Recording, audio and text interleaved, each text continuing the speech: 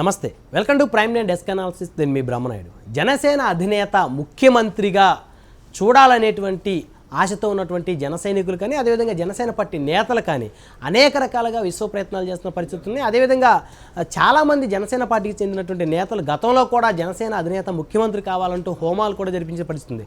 గతంలో కనుక చూస్తే రాజానగరం, ప్రస్తుతం రాజానగరం నియోజకవర్గ జనసేన ఇన్ఛార్జిగా ఉన్నటువంటి బత్తుల బలరామకృష్ణ సైతం జనసేన అధినేత ముఖ్యమంత్రి కావాలంటూ గతంలో అయితే ఒక యజ్ఞయాగాన్ని కూడా తలపెట్టిన పరిస్థితి ఉంది. అయితే ప్రస్తుతం అదే బాటలో సత్తెనపల్లి నియోజకవర్గానికి చెందినటువంటి జనసేన పార్టీ సమన్వయకర్త, సీనియర్ జనసేన నేత అయినటువంటి బొర్రా వెంకటప్పారావు జనసేన అధినేత ముఖ్యమంత్రి కావాలని, అదేవిధంగా జనసేన పార్టీ తరపు నుంచి పోటీ చేసిన అభ్యర్థులందరూ కూడా భారీ మెజార్టీతోటి అసెంబ్లీలో అడుగు పెట్టాలని చెప్పేసి యజ్ఞం అయితే చేపిస్తున్న పరిస్థితి ఉంది. అయితే శ్రీ శతకుండాత్మక మహారుద్ర శతసహస్ర మహాచండీ సహిత శ్రీ రాజశ్యామల మహాయాగం రండి, తరలి రండి, దర్శించండి, పుణ్యం పొందండి అనేటువంటి ఒక పోస్టర్లతోటి బొర్రా వెంకటప్పారావు గుంటూరు జిల్లా వేదికగా అయితే పిలుపునిచ్చారు. అయితే ఈ యజ్ఞయాగం యొక్క ప్రధానమైనటువంటి ముఖ్య ఉద్దేశం జనసేన అధినేతకి మంచి జరగాలి, రానున్న ఎన్నికల్లో ఆయన ముఖ్యమంత్రి అవ్వాలి, పవర్ షేరింగ్లో ఆయన భాగస్వామి అవ్వాలి, అదేవిధంగా జనసేన పార్టీ తరపు నుంచి పోటీ చేసేటువంటి ప్రతి ఎమ్మెల్యే అభ్యర్థి కూడా భారీ మెజార్టీతోటి అసెంబ్లీలో అడుగు పెట్టాలనేటువంటి రీతిలో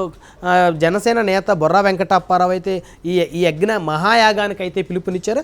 అయితే ఈ యొక్క మహాయాగం కనుక చూస్తే 5వ తారీఖు, ఫిబ్రవరి 5వ తారీఖు నుండి ఫిబ్రవరి 9వ తారీఖు వరకు కూడా జరుగుతోంది. ఇది కపోతేశ్వర స్వామి వారి దేవస్థానం చేజర్ల గ్రామం వచ్చేసరికి సత్తెనపల్లి నియోజకవర్గం, నకరికల్ మండలంలోని సత్తెనపల్లి నియోజకవర్గంలో ఈ యొక్క మహాయాగం జరుగుతోంది. ఈ మహాయాగానికి సంబంధించి రాష్ట్రం నలుమూల నుంచి జనసేన పార్టీకి సంబంధించినటువంటి మద్దతుదారులు కానీ, లేకపోతే సామాన్య ప్రజానీకం ఎవరైనా సరే ఈ యొక్క మహాయాగానికి ఎవరైనా అందరూ ఆహ్వానితులు, రండి దర్శించండి అంటూ జనసేన పార్టీ సంబంధించినటువంటి సత్తెనపల్లి జనసేన సమన్వయకర్త బొర్రా వెంకటప్పారావు అయితే పిలుపునిస్తూ ఉన్నారు.